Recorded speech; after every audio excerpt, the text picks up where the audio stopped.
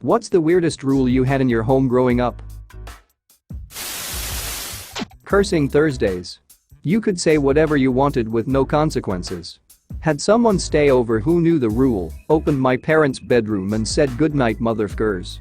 If you didn't swear at your parents on the other days of the week, this proves the purge works.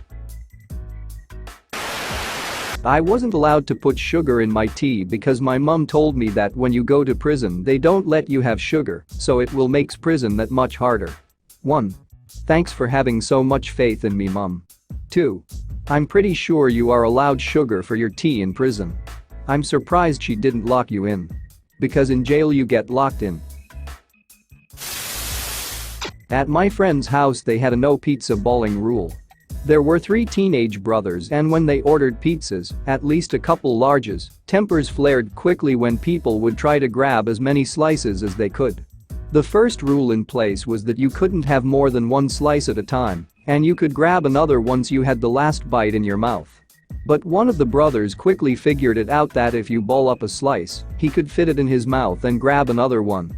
Hence, no pizza balling. Edit 1. Spelling and stuff. Edit 2.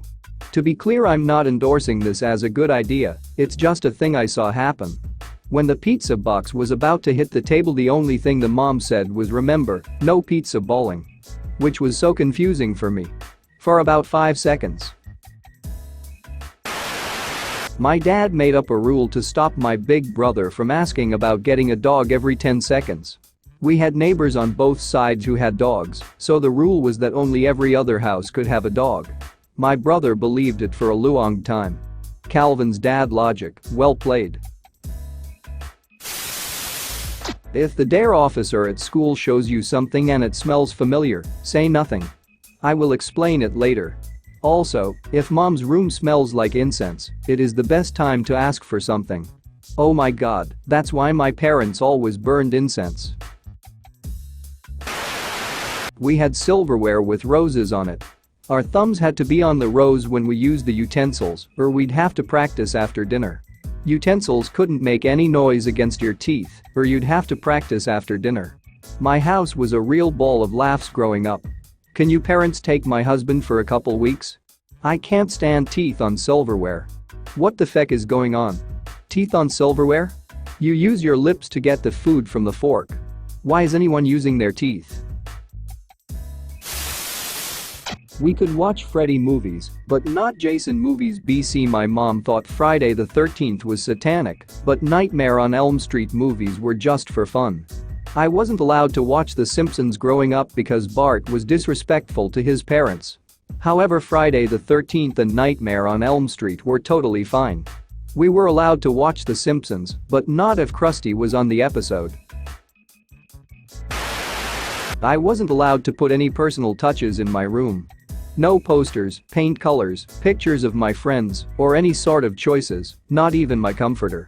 It was all decorated to my mother's specifications. Me too.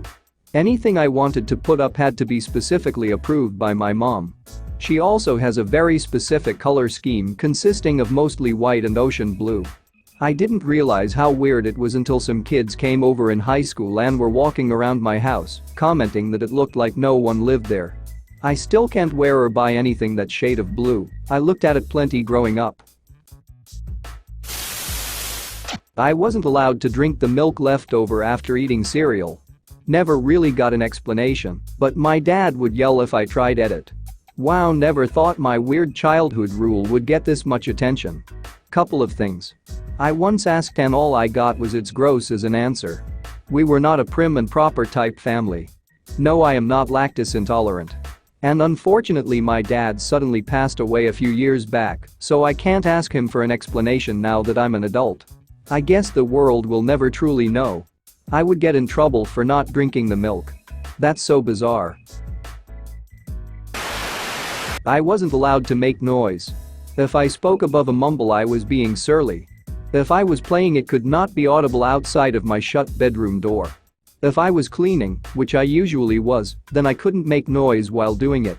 The consequences varied, usually being screamed at, having something thrown just past my head, or having something I valued taken away. My brother did not have the same restrictions. He's always been an avid musician. Played video games at full volume. Cracked jokes and was generally encouraged to speak up. The only time he had the same rules was when our mother was on the phone, which was pretty often. I don't resent him for being treated better, and he frequently advocated for me. Now I have some interesting quirks. I can wash dishes in complete silence. I still leave drawers and cabinet doors slightly ajar. I sneak up on people at work by accident. If people are watching TV with me, I have to remember to turn up the volume for them. There are days when I can't handle the sound of turning on the shower or running the vacuum cleaner. I have a decimeter app on my phone and frequently check to see how much noise I'm making. I even sneeze silently. But I blast the radio in my car and through my headphones. Yes, I'm in therapy. Edit. Wow. Thank you all for all the gilding and thoughtful responses. I'm glad some of you found humor in my story. It's okay to laugh at the absurdity of it. A few things to add based on those responses. You can't vacuum silently, but you can get on your hands and knees with a large scrub brush and brush the debris out of carpet. The answer below as to how to wash dishes silently is accurate based on my experience. Yes, I have been to the Reset the Narcissist sub. It is helpful at times, but I am pretty far along in the healing process now. People there are still coming to terms with things I dealt with 10 years ago. Yes, I'm a woman. That was a factor, for sure. I was also unwanted.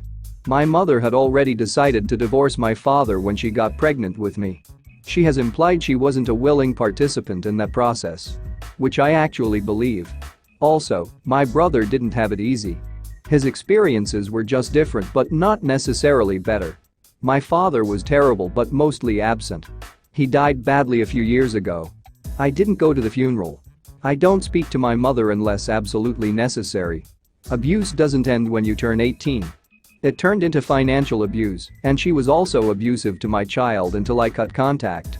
My mother had a horrific childhood, and by all accounts our experience was an improvement on that. I do think she did the best she could with the information she had. I don't wish her any harm. I had a stepdad for a while. He was clueless, somewhat of an asshole, and also being abused by her. He still taught me how to function and created some stability. There were other adults who tried to help with varying levels of success. CPS was involved at one point, but she outsmarted them. Those limited interactions with adults who clearly cared, had healthy boundaries, and treated me appropriately for my age made all the difference. So if you're witnessing something similar and can't act directly to correct the situation, do that. You are actually helping.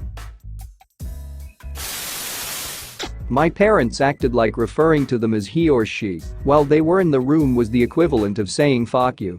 So referring to my parents with pronouns was effectively not allowed. That seems like it could create some very cumbersome sentences. Your mom was planning on going out with mom's friends tomorrow evening, so we have to make dinner while mom is gone. It's time mom got some free time to momself. I just had seminary flashbacks where we weren't allowed to refer to God with gendered pronouns. Godself was a commonly used word. Not allowed to whistle at night. Was told that you'd hear one back from someone who isn't there. Clarification. My mother is Native American, so we have a few superstitions like that. House isn't haunted. Parents aren't schizo. Just mild superstition. Holy shoot, this blew up. I was not expecting that. Also interesting to hear whistling superstitions from other parts of the world. That is terrifying. Would keep me from whistling. Wasn't allowed to say sucks or freaking. Well, that freaking sucks. Edit. Oh my gosh, thank you so much for the silver and gold and platinum, and you guys are so nice. Wait. That's illegal. Like, comment, and share. Reddit Story Topper. Subscribe now.